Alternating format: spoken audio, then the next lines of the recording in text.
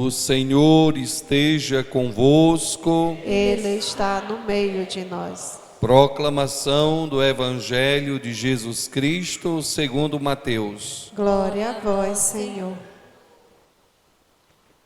Naquele tempo disse Jesus à multidão: o reino dos céus é ainda como uma rede lançada ao mar, e apanha peixe de todo tipo.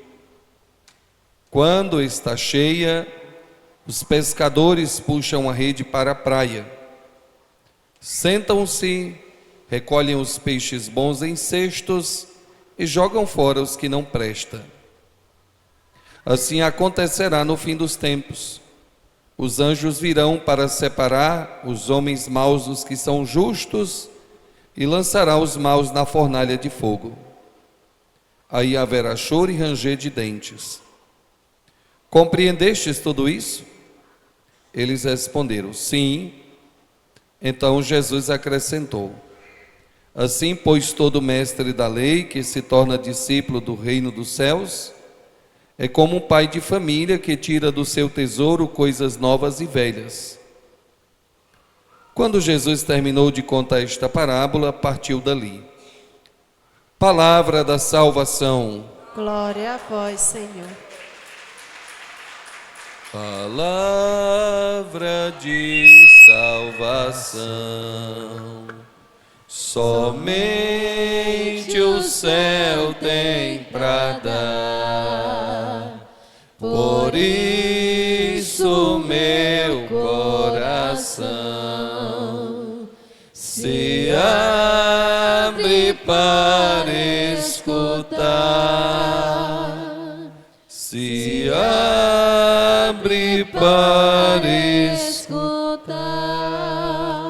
Que as palavras do Santo Evangelho perdoem os nossos pecados. Amém? Glória a Deus. Queridos irmãos e irmãs, esta liturgia de hoje, estas leituras que compõem esta quinta-feira, nos chama bastante atenção aquilo que Deus pediu ao profeta Jeremias. É algo impactante que ele também pede a nós, diante da nossa caminhada, diante da nossa lida, diante da nossa busca por uma fé viva, autêntica, que nos encoraje na nossa missão. A primeira coisa que Deus dirige ao profeta Jeremias é que o Senhor diz a ele que se levante, saia do comodismo, saia daquela realidade que ele está vivendo, e ele vá até a casa do oleiro, e ali ele verá o que Deus quer dizer, o que Deus quer mostrar para a comunidade de Judá, que está infiltrada de erros e de caminhos perversos. A primeira coisa que nós precisamos entender, e isso é muito importante para a nossa vida de fé, que os profetas, eles estão localizados em tempos da história de momentos muito difíceis que o povo viveram. De modo muito especial pela influência do paganismo, de culturas que não tinha nada a ver com a religião judaica, que não tinha nada a ver com a fidelidade do povo, e havia uma certa corrupção dentro da religião de Judá, do qual o profeta qual o profeta Jeremias vem para falar aos descendentes de Davi. É interessante nós entendermos que aqui o reino de Israel, lá da Samaria, já havia caído. Já fazia alguns anos que o povo tinha se debandado e se destruído. Só existia o reino de Judá. Judá, que tinha a capital como Jerusalém. E esse reino estava prestes também a ser destruído, por causa de vários pecados que a nação estava cometendo. Era idolatria, injustiça com os pobres, era ganância pelas coisas dos outros, havia uma grande mentira dissolvida no meio do povo, e uma religião de aparência. Eles imaginavam que Deus jamais permitiria que a cidade santa fosse destruída, que a cidade do Deus vivo fosse alcançada pelo pecado. Então prestavam cultos apenas da boca para fora. Não era culto celebrativo que convertesse o coração. Havia um povo que a fé era apenas superficial. Na hora da dificuldade, na hora dos apertos, eles não procuravam o Deus de Israel. Eles procuravam os deuses pagãos, a idolatria de Baal, os templos que foram erguidos aos redores de Jerusalém, e deixaram de confiar no Deus que é o Senhor dos céus e da terra. Semelhante a nós também, que muitas vezes conhecemos quem é o nosso Deus, mas o desconfiamos da sua providência. Mas não cremos que Ele está por dentro daquilo que nós estamos passando, ou daquilo que nós estamos sofrendo.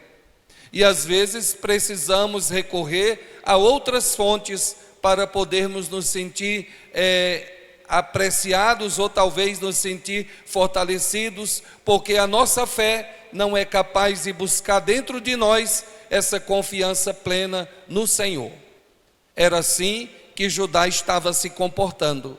Uma religião de aparência, injustiça social, havia muita políticos corruptos, havia uma certa injustiça para com os menores, uma religião fria, aonde a palavra não chegava mais aos corações, porque os corações já tinham se apegado às suas paixões e às suas vontades. Então Deus suscita entre esses um profeta, do qual ele vem para dizer o que Deus vai fazer com este povo que Ele ama. A primeira coisa que nós precisamos entender é que Deus nos ama muito. Deus por nada nos quer perder. A nossa alma tem um preço gigantesco para o Senhor. Ele jamais quer se desfazer, ou Ele jamais se desfaz daquilo que é totalmente dele e que nós somos criados para Ele. Então Deus diz ao profeta Jeremias, ele diz: levanta-te e vai. O que é que Deus está dizendo ao profeta? Levanta, sai do comodismo, sai do medo, levanta, sai do meio, não fica parado, não fica no teu lugar esperando que as coisas aconteçam sem a tua participação, porque Deus precisa contar com a sua ajuda, com a sua colaboração, para que as coisas do reino aconteçam. As coisas do reino não vão acontecer em passo de mágica, ela precisa contar com o nosso esforço. Diga para quem está do seu lado: as coisas do reino precisam do seu esforço. Por isso você não pode se acomodar. O Senhor está dizendo hoje: levanta-te e vai à casa do oleiro. Levanta-te e vai à casa do oleiro. É interessante que Deus diz ao profeta Jeremias: vai à casa do oleiro. Para nós é mais fácil falar numa linguagem mais nordestina e cearense da nossa realidade. Vai na casa de um loiceiro. Não sei se alguns de vocês já foi na casa de um loiceiro. Sabe o que é um loiceiro? O loiceiro é aquele que faz as louças antigamente de barro. Quem aqui conhece? Quem já viu um loiceiro? Olha aí, tem algumas pessoas que já viram.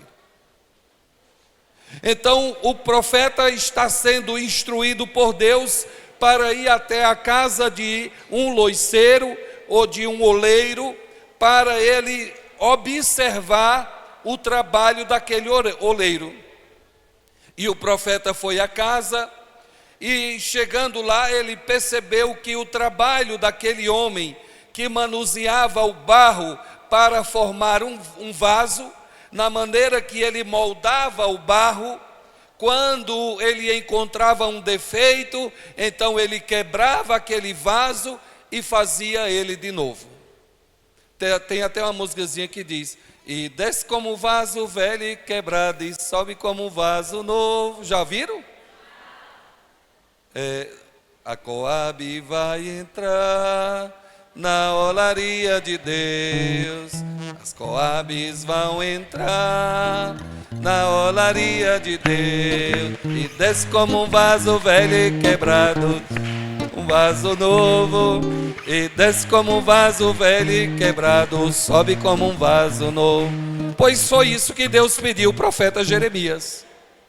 Vai à casa do oleiro, observa como ele trabalha, observa como ele cuida e como ele manuseia o barro e como ele molda aquele vaso. E o profeta foi.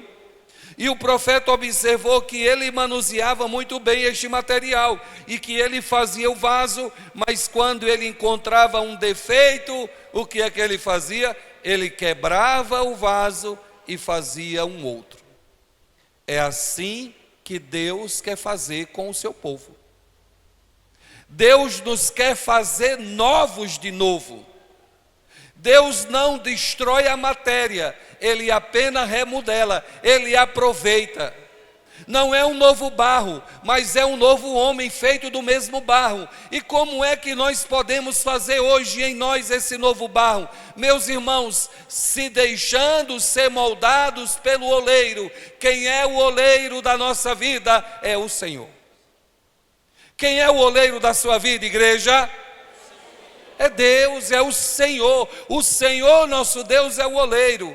Por isso que Ele precisa estar constantemente nos moldando diante dos nossos defeitos, porque eu e você temos muitos defeitos. Nós somos defeituosos. Mas quando nós se deixamos estar na mão do oleiro, nós estamos nas mãos seguras. A gente desce como um vaso velho e sobe como um vaso novo. E essa é em todas as nossas realidades da nossa vida.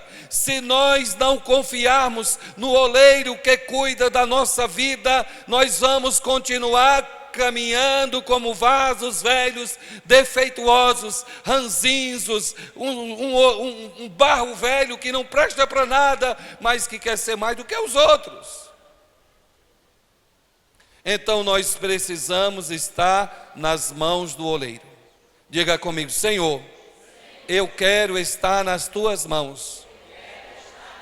Me molda segundo a tua vontade. Me faz um vaso novo.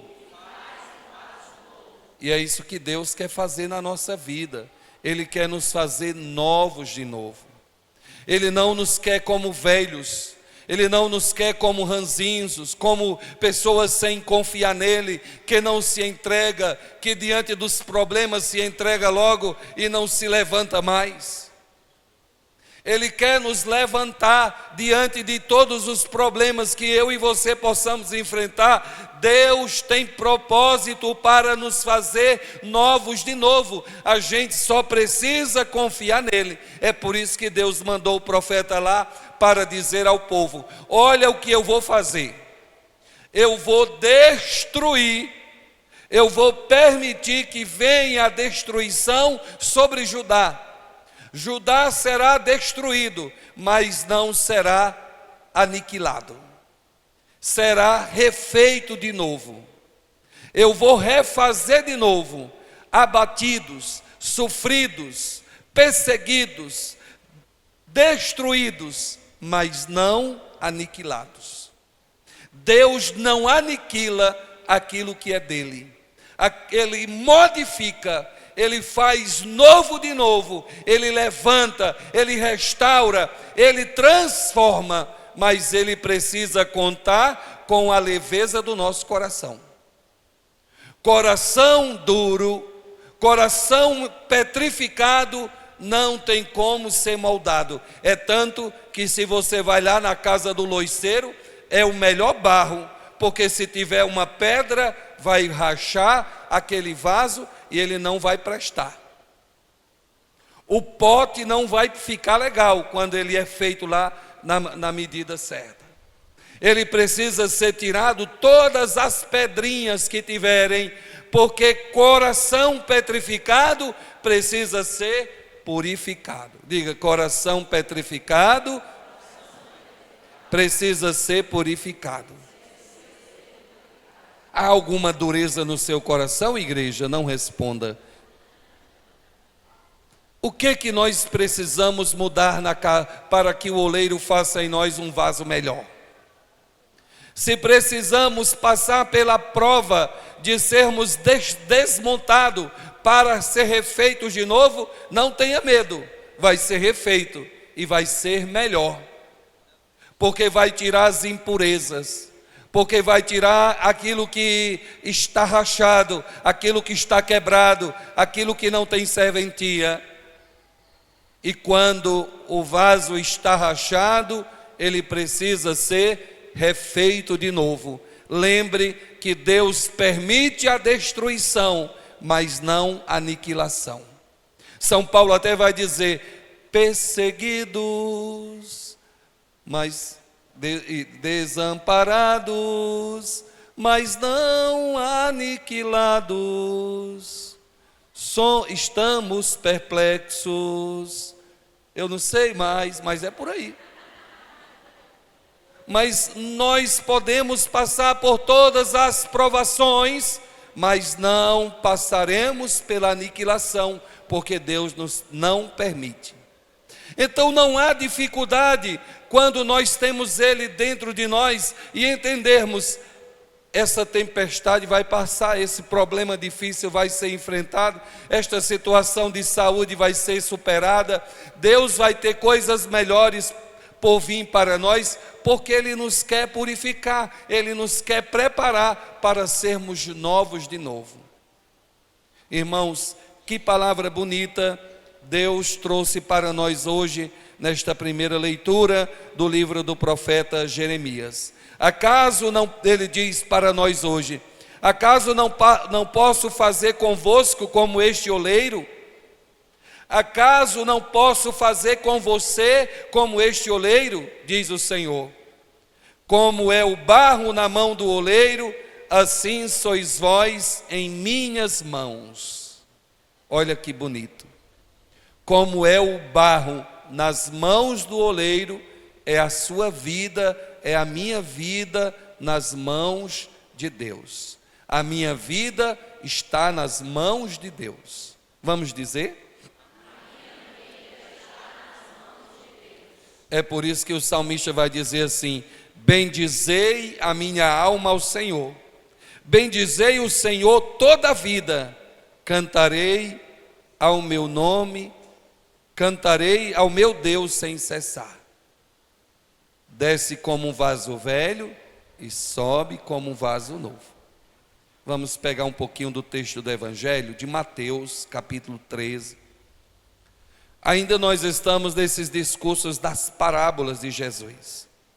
E aqui Jesus está falando para a multidão, se referindo àqueles que eram da tradição judaica, que conhecia os ensinos da fé antiga e que agora estavam aderindo o caminho, tinham conhecido Jesus.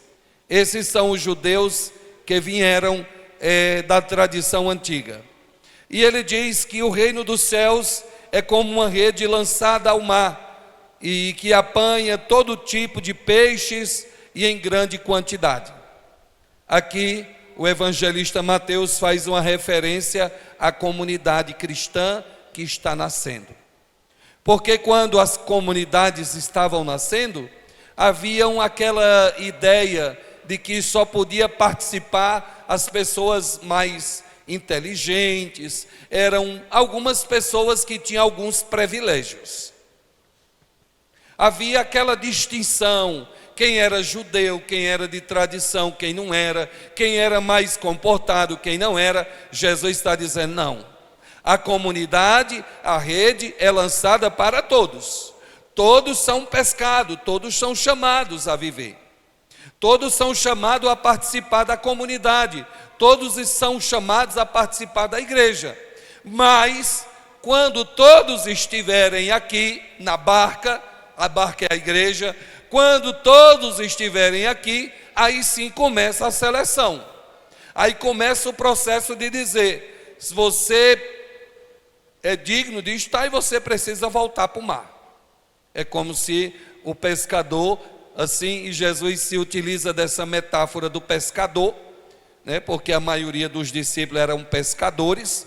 Jesus falava na linguagem que todo mundo pudesse entender, ele não falava numa linguagem teológica que fosse muito distante do povo, ele falava da realidade. Então ele está falando para pescadores. A profissão que mais tinha adepto era a pescaria. Então Jesus está lá dizendo, assim como o pescador recolhe peixes na barca e escolhe os que prestam e os que não prestam eles jogam fora, assim também é a comunidade. Nós somos visgados para estarmos aqui, para sermos selecionados por essa palavra. A palavra vai moldando a nossa vida, a palavra vai despertando em nós compromissos, a palavra vai despertando em nós realidades que nós precisamos corrigir. A palavra vai nos fazendo cada vez mais edificados na fé. Alimentados pela presença dessa palavra, nós vamos encontrando o nosso lugar dentro da comunidade. Por que muitas pessoas entram na comunidade, vêm à igreja, mas não ficam? Porque não se encaixaram, não se encontraram. Por isso, quando não se encontram, vão para fora, estão fora. Então aqueles que ficam foram aqueles que vão aguentando as dificuldades, os relacionamentos que vão se estreitando, às vezes os arranhões que nós vamos enfrentando dentro da comunidade, porque a igreja não é o lugar de pessoas perfeitas, nós não somos perfeitos, nós não somos os melhores, nós estamos aqui para irmos nos adaptando uns aos outros com as nossas dificuldades. Por isso que quando nós temos arranhões mais dolorosos que precisam ser curados com esta palavra, é necessário a gente ter paciência e esperar que a mão do oleiro está cuidando de nós. Quando nós não temos a paciência e fazemos a nossa vontade, então o que é mais fácil? É a gente pular fora. Eu quero pular fora da barca. Deixa eu pegar um paninho, que eu estou babando mais do que velho. Então, é isso que a palavra hoje está nos ensinando. Nós precisamos ser moldados pela palavra, porque, meus irmãos, é mais fácil a gente viver no mundão do que viver na barca. É mais fácil a gente viver lá no mundo sem precisar de igreja, sem precisar das coisas de comunidade, sem conviver com irmãos, sem passar pelos aborrecimentos, sem suportar uma pessoa chata, sem aguentar esse padre horroroso. É mais fácil a gente viver lá fora, porque lá fora o mar é livre. Mas quando nós passamos a conviver dentro da barca, então nós precisamos ser selecionados. E não é a escolha de sermos o melhor do que o outro. É a gente tirando aquilo que vai nos impedindo de sermos bons. É tirando aquelas escamas que ainda tem dentro do nosso coração, aquelas pedras que ainda tem lá na mão do oleiro. Ele precisa ir tirando, nos moldando, nos tornando melhores. O caminho é longo. E a gente não pode julgar o tempo presente pela caminhada que a gente tem pela frente. Se nós entramos agora no caminho, nós precisamos seguir adiante e mais, porque não tem tempo, não tem um prazo certo, não tem tempo determinado para o caminho é longo e vai ser purificando aos poucos. Na medida que você caminha, você vai sendo purificado. Por isso que a impaciência nos joga de volta para o mar, porque não estamos preparados, diz o texto do Evangelho. Então, quando a rede está cheia, os pescadores puxam para a praia, e aí eles começam a escolher os bons, e separa os que são bons, os que vão continuar no barco, e aqueles que não vão e que voltam para o mar, jogam fora. Aí vem a sentença para aqueles que vão perseverar no caminho. Entrou no caminho, entrou na igreja, assumiu o compromisso de batizados. Eu te batizo em nome do Pai, do Filho e do Espírito Santo.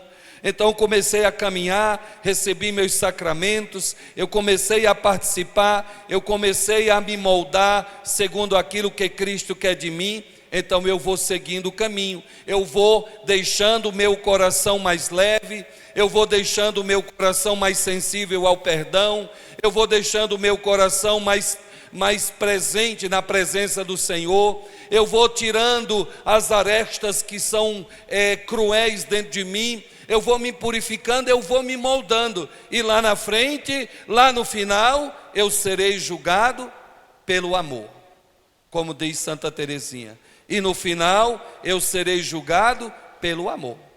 É o amor que vai nos julgar. Quem é o amor? É Jesus. E ele vai nos julgar, e o que é que ele diz? Os anjos então vão separar aqueles que são bons dos que são maus. Porque quem são os maus? São aqueles que voltaram para o mar? Não, são aqueles que permaneceram no caminho, mas não se converteram. Deixaram um caminho e um rastro de perversidade, de maldade, de orgulho, de soberba, de pedras e tropeço na vida dos outros, que não ajudou o irmão a caminhar, que não foi digno do perdão e nem de perdoar. Esses é aqueles que serão julgados, porque não voltaram para o mar. Aqueles que voltaram para o mar, nós não temos preocupação. A nossa preocupação é quem foi escolhido, chamado, batizado, entregue sacramentos, recebeu a vida da igreja, começou a receber o evangelho, professou a fé, mas continua perverso, continua com o coração duro, continua sem conversão, continua sem querer saber de perdoar o próximo, continua atrapalhando a vida de quem quer crescer e de quem quer caminhar. Esses serão aqueles que os anjos irão julgar, irão separar, porque essa separação não é para aqueles que foram para o mar, porque aqueles não foram dignos de estar na barca, mas a separação é aqueles que estão na barca e que caminham às vezes até o fim para poder receber a sentença. Todo mundo entendeu ou eu falei muito complicado? Quem entendeu, dê um glória a Deus.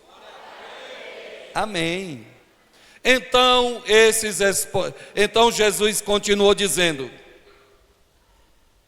compreende tudo isso? Eles disseram: sim, compreendemos. Então Jesus acrescentou: assim, pois todo mestre da lei que se torna discípulo do reino é como um pai de família que tira coisas novas e velhas do seu bom tesouro, que é o seu coração. Aqui Jesus está dizendo para a comunidade que está nascendo sobre o seu evangelho: presta atenção, aquele mestre da lei que conhece a antiga história de Israel, que obedece às leis e os profetas, mas que ele encontrou Cristo dentro de si, então ele tem coisas novas e velhas que o ajudam na caminhada. Aquele mestre da lei que, conhecendo a antiga história, aceita Jesus como Senhor da sua vida, é alguém que encontrou uma vida feliz, porque ele tem coisas novas e velhas para serem sinal de salvação. Irmãos, se no meu e no seu coração tem coisas novas e velhas, aproveite, porque você é um escolhido para fazer o caminho livre daquilo que te impede de se tornar rejeitado pelos anjos lá no final de tudo. Louvado seja nosso Senhor Jesus Cristo.